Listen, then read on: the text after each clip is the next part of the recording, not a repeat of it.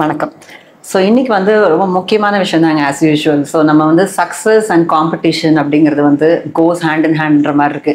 இன்னைக்கு எல்லாரும் வந்து வாழ்க்கையில வந்து ஹாப்பினஸ் அண்ட் பீஸ் அடிக்கடி நான் சொல்லிட்டு இருப்பேன். ஸோ அதை தவிர ஒரு முக்கியமான இன்னொரு அவுட்கம்ஸ் இருக்கு. அதாவது சக்ஸஸ், வாழ்க்கையில வந்து வெற்றி அடையணும், வாழ்க்கையில வந்து நான் பெரிய ஆளாகணும் அப்படிங்கிற வந்து ஒரு எய்மோட இன்னைக்கு எல்லாரும் வந்து ஓடிட்டு இருக்கோம்.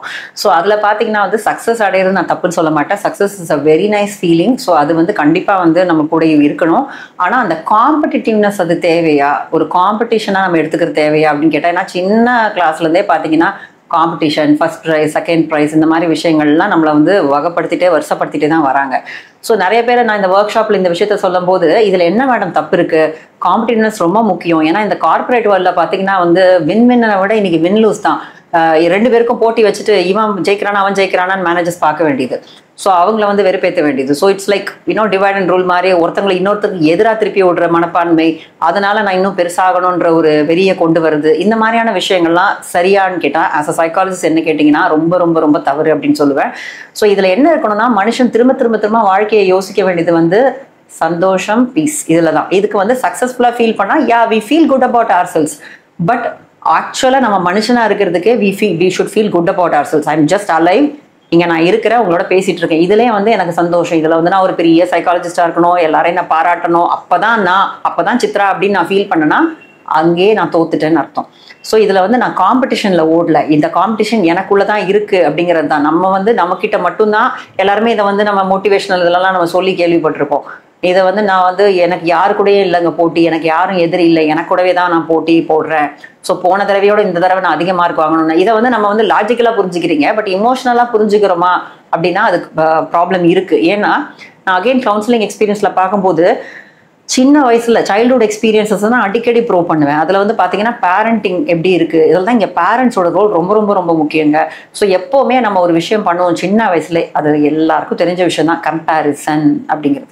ஸோ நம்ம படிக்கும் போதே மார்க்கை வாங்கும் போது உன் ஃப்ரெண்ட் எவ்வளோ மார்க் எடுத்தா, ஏன் இதை நான் கூட கேட்டிருக்கேன். ஸோ யூஸ்வலாக இது வந்து சமுதாயத்தில் நம்ம மண்டையில் திணிச்ச ஒரு விஷயம். ஸோ அப்ரூவல் வேணும் அப்படின்னா அம்மா கிட்ட அப்ரூவல் வேணும், அப்பா கிட்ட அப்ரூவல் வேணும்னா அவங்க எதிர்பார்த்த மாதிரி நடந்துக்கணுன்றது குழந்தைங்களுக்கு ஆல்ரெடி வைக்கப்பட்ட ஒரு மிகப்பெரிய டார்கெட்டுங்க. ஸோ அம்மாவோட மனசுல என்ன இருக்கும், 90-95 வாங்கணும்னு இருக்கும். அப்பாவோட மனசுல என்ன இருக்கும், நீ நல்லா படிச்சு பெரிய காலேஜில் போய் எனக்கு வந்து பிரச்சனை கொடுக்காம நீ வந்து எவ்வளோ நாள் இன்வெஸ்ட் பண்ற, நீ நல்லா படிச்சு வந்துடணும் அப்படின்ற ஒரு எண்ணம் இருக்கும். ஸோ இந்த மாதிரியான வாழ்க்கையில போட்டியில ஓடிக்கிட்டே இருக்கிறாப்புல இருக்கு. ஸோ வாழ்க்கையே ஒரு போட்டின்னா அப்போ என்னைக்கு நம்ம நிறுத்தி நிதானமா லைஃபை வந்து என்ஜாய் பண்றது? வெக்கேஷன்லாம் போனீங்கன்னா கூட இந்த ஊரை பார்க்கணும் அந்த ஊரை பார்க்கணும் காலையில கிளப்பிட்டு இருப்பாங்க. ஸோ நிதானமா நின்று ஒரு நிமிஷம் அந்த சீனரி எப்படி இருக்குன்னு பார்க்கறதோ, இல்லை நீர்வீழ்ச்சி எப்படி இருக்குன்னு பார்க்கறதோ, உடனே போட்டோ எடு, அந்த இடத்த வந்து கேப்சர் பண்ண, அந்த மெமரி அப்படியே சீஸ் பண்ணணும் அப்படின்னு தான் இருக்கும். So when are we going to enjoy our life then if you are going to compete?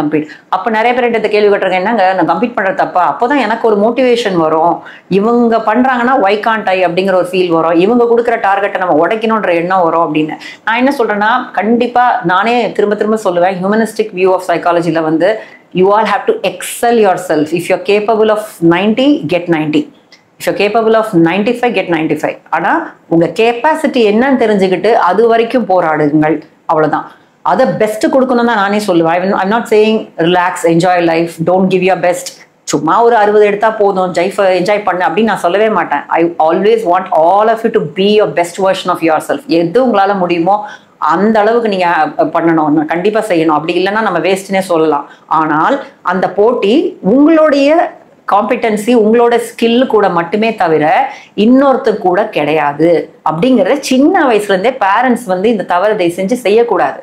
இதெல்லாமே லேட்டர் தான் நானே கூட புரிஞ்சுக்கிட்டேன் இந்த விஷயங்கள்லாம். ஸோ இந்த விஷயத்த வந்து நீங்களும் தெரிஞ்சுக்கிட்டீங்கன்னா அந்த தவறை செய்யாம உங்க குழந்தைங்களை மன ஆரோக்கியத்தோடவையும் ஒரு தெளிவோடையும் வளர்க்க முடியும். எப்படின்னு கேட்டீங்கன்னா, நம்ம குழந்தைக்கு என்ன திறமை இருக்கு, அதுக்கு என்ன நம்ம செய்யலாம், என்ன கோல் செட் பண்ணலாம். நான் சொல்லுவேன், நீங்க வந்து கோல் செட் பண்றது வரைக்கும் நீங்க எல்லாரையும் பாருங்க, சுத்தி முத்தி இருக்கிறவங்கள பாருங்க, என்னென்னலாம் அவங்க பண்றாங்க, எங்கெங்கெல்லாம் அவங்க அப்ளை பண்ணிருக்காங்க, எல்லாமே நீங்க கவனிக்கலாம்.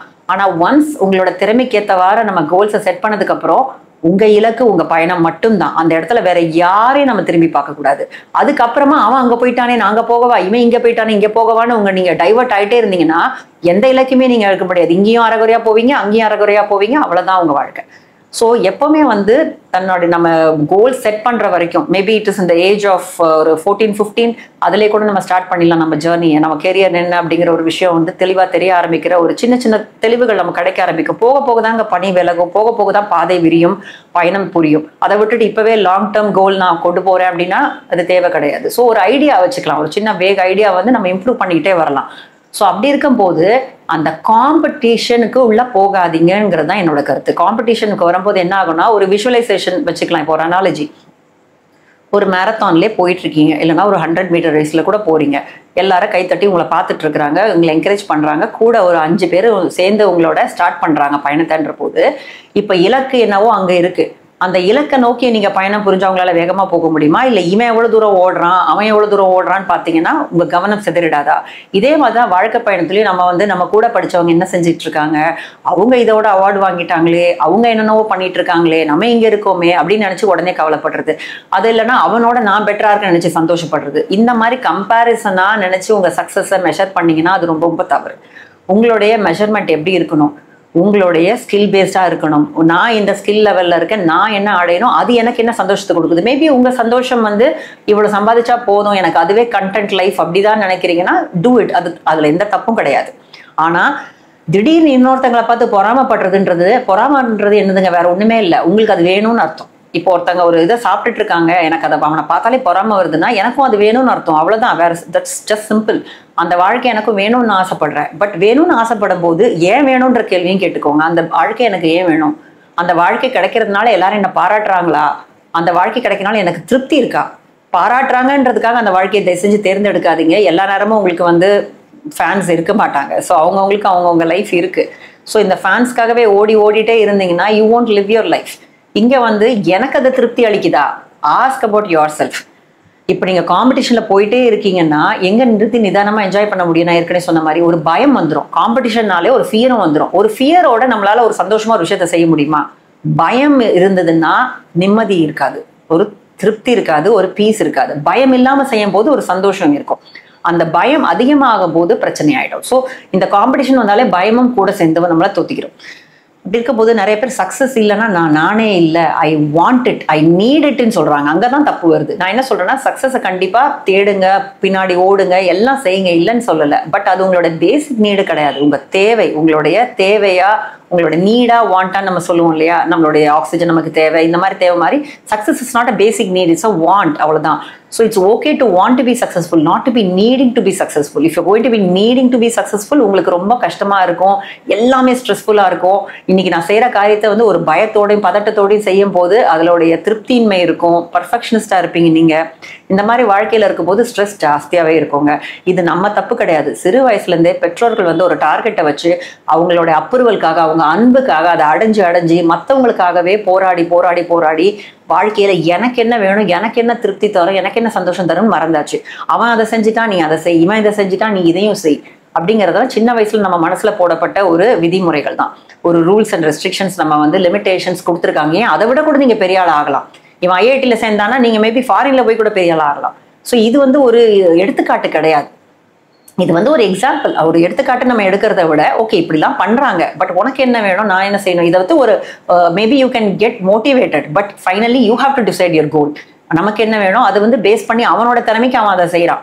அப்போ உன்னோட திறமைக்கு அந்த கோலை வைக்காம, அதாவது இது எப்படி இருக்குன்னா அவங்களோட சட்டை சைஸ்ல வந்து நீங்க சட்டையை தச்சு போட்டுக்கிட்டா எப்படி இருக்குமோ அப்படிதான் அது பொருந்தாம இருக்கும். அப்புறம் அது பொருந்தலையே, குத்துது குடையது, நம்ம லைஃப் லாங் குத்திக்கிட்டே இருக்க வேண்டியதுதான். உங்களுக்கு என்ன சைஸ் ஆஃப் த பாடி, அதுக்கேற்ற மாதிரி நம்ம ஸ்டிச் பண்ணி போடும்போது அதுல நம்மளுக்கு கரெக்டா இருக்கும் ஃபிட்டிங். அதே மாதிரி உங்களுடைய கோல்ஸ் என்ன லைஃப்ல, அதை நோக்கி நான் பயணம் பண்ணும்போது எந்த பதட்டமும் இருக்காது. அவன் அவார்டு வாங்கிட்டானா, ஓகே என்னோட இலக்குல வந்து அது நெக்ஸ்ட் இயர் தாங்க நான் மீட் பண்ணணும், we have time.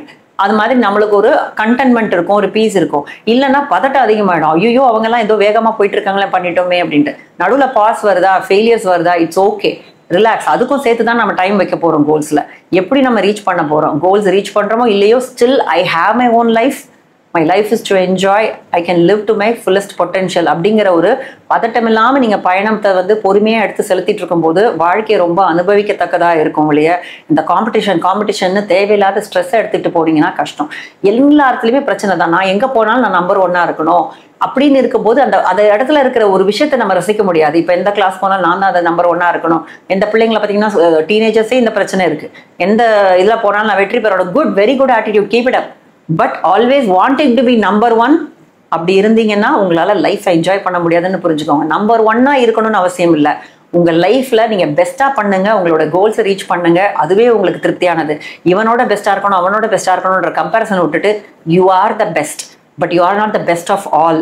I am enjoying my cup of cake here. என்னோட பீஸ் ஆஃப் லைஃபை, என்னோட கேக் ஷேரை நான் சாப்பிட்டுட்டு இருக்கேன். அவன் சாப்பிட்றதையும் பிடிங்கி சாப்பிடணும், இவன் சாப்பிட்றது கடைசியில் நீங்கள் கையில் இருக்கிறத தூக்கி போட்டுட்டு போகிறதுக்கு எனக்கு கிடைச்ச வாழ்க்கையை நான் நல்லா அனுபவிச்சுட்டு இருக்கேன். இப்படிங்கிற ஒரு மனப்பான்மையை நீங்கள் எடுத்துக்கிட்டிங்கன்னா உங்கள் லைஃப் ரொம்ப பாசிட்டிவாக இருக்கும். ஸோ இனிமேலேருந்து இந்த காம்படிஷன் மோடு, இந்த மாதிரி ஈவன் கார்பரேட்டில் கூட நம்ம லீடர்ஷிப் ட்ரைனிங்கில் சொல்கிறது இதுதான். இந்த காம்படிஷன் மோடு கொண்டு போகாதீங்க. அவங்கவுங்களோட பெஸ்ட்டை கொண்டு வந்து அதுக்கு என்கரேஜ் பண்ணிங்கனாலே இந்த ப்ரொடக்டிவிட்டி ஜாஸ்தியாக இருக்கும். ஸோ இனிமேலேருந்து இந்த காம்படிஷனை விட்டுட்டு சக்ஸஸை நம்ம வந்து டேக் பண்ணுறதோ, சக்ஸஸ் பின்னாடி ஃபாலோ பண்ணுறதோ தப்பு கிடையாது. பட் இந்த ஒரு சின்ன சீக்ரெட் தெரிஞ்சுக்கிட்டு நீங்கள் லைஃப்பில் ஃபாலோ பண்ணிங்கன்னா you will have a peaceful life and also lots of happiness in your life. இன்னொரு இன்ட்ரெஸ்டிங் பதிவில் உங்களை எல்லாரையும் நான் மீட் பண்ணுறேன். நன்றி, வணக்கம்.